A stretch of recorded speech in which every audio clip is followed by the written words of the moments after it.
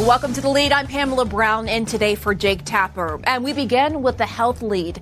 Today, the CDC released its first set of guidance for fully vaccinated Americans, loosening some specific restrictions. If grandparents have been vaccinated, they can visit their daughter and her family, even if they have not been vaccinated, so long as the daughter and her family are not at risk for severe disease. But vaccinated Americans will still need to wear a mask in public or in many other settings with unvaccinated people. And travel is still being discouraged for now. There is also a turning point in the battle against coronavirus today. There are now more than 31 million people fully vaccinated in the U.S., and that is more than all of the Americans who have been infected during this entire pandemic, as CNN's Nick Watt reports. You can visit your grandparents if you have been vaccinated, and they have been too. Finally, guidance for the fully vaccinated, how the government would like you to behave. Fully vaccinated people can visit with other fully vaccinated people indoors without wearing a mask or physical distancing. Visit with unvaccinated people from a single household who are at low risk of severe COVID-19 disease indoors without wearing masks or physical distancing. But even fully vaccinated still avoid travel and out and about, still wear a mask. There is still a small risk that vaccinated people could become infected with milder or asymptomatic disease and potentially even transmit the virus to others who are not vaccinated. They'll update as the science evolves, but for now, definitely don't do this. Not all at once. A mask-burning protest in Boise, Idaho, over the weekend. Yeah, it's not helpful for people to be burning masks. We want people to choose to make the right decision to wear a mask. But will they? Meantime, nearly 2.2 million vaccine doses now going into arms on the average day. I know the pace is challenging. This is a war. We can't let up. New cases now averaging just over 60,000 a day, lowest number in about 5 months, but about 20% of those cases could be the more contagious variant first identified in the UK, according to one testing company. That today is wreaking havoc in parts of Europe. We are in the eye of the hurricane right now. Still, there is a creeping normalcy. This past weekend, air travel, biggest numbers since the holidays. Miami is the place to be. Spring break is here. And already pushback from the airline industry to that CDC guidance that even fully vaccinated people should still avoid travel. Airlines for America says that with the air filtration in planes and all the masks, the risk really is very low. But of course, travel is not just your time on the airplane. And the CDC director says that every time we see a surge in travel, we see a surge in cases. Pamela? All right, Nick, thanks for that. And joining me now to discuss is CNN chief medical correspondent Dr. Sanjay Gupta. As always, Sanjay, great to see you. Great to see you. Walk us through exactly what the CDC says is safe once we have been fully vaccinated. Sure. Yeah. And as Nick said, we've been waiting for these for some time, but basically defining who is fully vaccinated, starting off with that. It's 2 weeks after you've gotten your second shot, if it's the Pfizer or Moderna vaccine, or 2 weeks after that single shot of the Johnson & Johnson vaccine. After that, it's really a question of if you have been fully vaccinated and everyone else around you, if you're gathering with people who have been fully vaccinated, you can get together without masks, without physical distancing in a way that's going to feel much more normal. If you've been fully vaccinated and are going to go to a household who's not necessarily been fully vaccinated but have been low risk because they've been, mostly at home, then you could do the same. Really no masks or distancing necessary in those situations. Those are considered low risk situations. You're going to see a lot of this next graphic here from the CDC, these visuals to try and make this clear. Green dots represent people who have been fully vaccinated. Orange dots represent those who have not yet been vaccinated. And you get an idea. So if everyone's been vaccinated, no extra public health precautions. If one group's been vaccinated, the other group is low risk, no public health precautions. This is basically what we're starting to see the beginning of as a first step here, Pamela. And you actually just spoke to Andy Slavitt, who is working on the White House's COVID response team, about this process of putting together these recommendations that we've been waiting for a long time, as you said. What did he tell you? Well, it was interesting. There's a few things. First of all, the recommendations themselves came from the CDC, and he was clear to point that out. There was no interference, because that's been a concern, as you know, in the past, but no interference with anyone else to say you need to do this. He said this was clearly from the CDC, their scientific guidelines.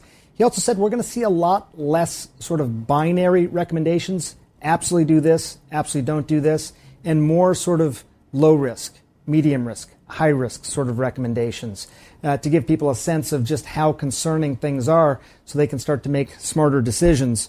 Also, they used the word in this briefing today, first step, about a dozen times, Pamela. And I think this is an important point. Again, this is the first step, first time we're hearing these sorts of recommendations. Future recommendations, he said, are going to directly be tied to vaccination rates. So 10% right now. In 2 weeks, we could be at 20%, at which point there will be new recommendations. So every time we go up, sort of one logarithmic step up in terms of vaccinations, there will probably be new recommendations that are going to be looser, let people do more things. It's interesting that he said they're going to be making recommendations based on risk coming up, because one of the big questions coming out of today, of course, was traveling. I think people are still wondering why can't you travel? Why are they recommending against travel if you've been vaccinated? Dr. Lena Wen says this guidance is far too cautious, that the U.S. is missing an opportunity to tie a person's vaccination status to their level of access to openings. For example, telling people that if they're willing to get vaccinated, they can freely travel. Do you agree? It's tough. It's a tough call, Pamela. You know, I mean, I talked to several people about this point. I agree with Lena on this, but I think the concern is that this would not be considered a low risk situation, because you could encounter a lot of people who may be unvaccinated from different households. Some people may have vulnerabilities in terms of their age or pre-existing conditions.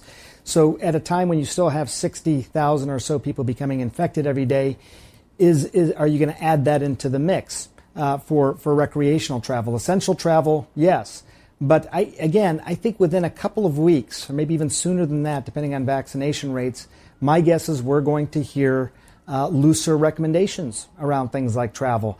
It's not absolutely clear cut. I mean, that's the message I'm sort of getting as I talk to members of the task force. There's a nuance to it, and I think they're erring on the side of caution.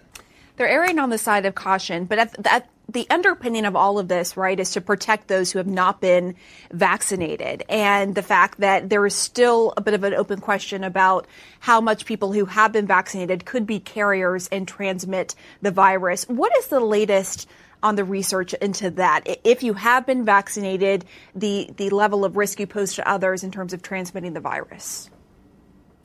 This is such an interesting point, Pamela, and I'll preface by saying that old adage, you know, absence of evidence is not evidence of absence. And all I mean by that is that I think it's pretty clear from a common sense standpoint that if you've been vaccinated, you are far less likely to become infected, and even less likely to become infected to the point where you could transmit the virus. They've got to prove that, and that takes time. You've got to follow these people out that are in these clinical trials for some time and actually show that. Is it possible that in some situations someone who's been vaccinated could still carry enough virus in their nose and mouth to infect other people? There's a hypothetical concern of that still, because they haven't proven that not to be the case. But I think it's really unlikely. I mean, I think about this all the time. I've been vaccinated. I do still wear a mask when I go out in public, but I'm fairly confident that I'm not a potential carrier anymore. And I'm sure we'll be learning more about that. Temperatures are getting warmer. More families are going to want to head to vacation. I mean, look, so many people have been locked down this last year. Do you think that there is a chance we're going to have these looser guidelines by the summer once more Americans are vaccinated? It sounds like, based on your conversation, we're going to be seeing that. Yeah, look, with great humility, I say yes. I think we will have. With humility, because we get surprised by this virus, and certainly the variants that everyone talks about could still add throw a curveball into all this. But I really do think, when I've been doing the math, talking to people who are really responsible for the vaccine rollout, understanding how the recommendations are likely to change probably every couple of weeks or even faster than that, I absolutely think that by summertime, we should be in a very different spot. I mean, I think, we could even be in functional herd immunity by that point. Now, it is possible, Pamela, that come fall, the numbers start to go back up again, as we saw last fall. But I do think this summer, around these summer breaks that you're talking about, I think we're going to be in a very different and beneficial position. So you think really quick that the numbers could go back up in the fall, even though most people can be vaccinated by then? Because as we know, the supply will be available in May. Now, that doesn't mean everyone can get vaccinated then, but you still think in fall we could see another rise?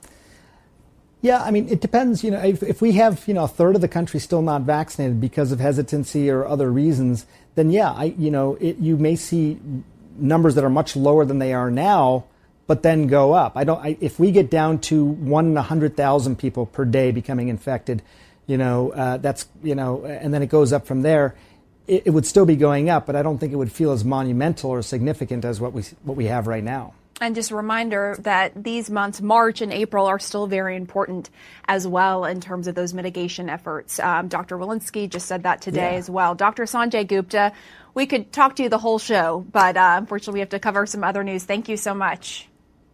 Okay, you got it. Thank you. Well, a delay to the final step before President Biden signs the $1.9 trillion COVID relief bill. New details on the timing. Plus, the world reacting to the shocking Meghan and Harry interview, except for one place.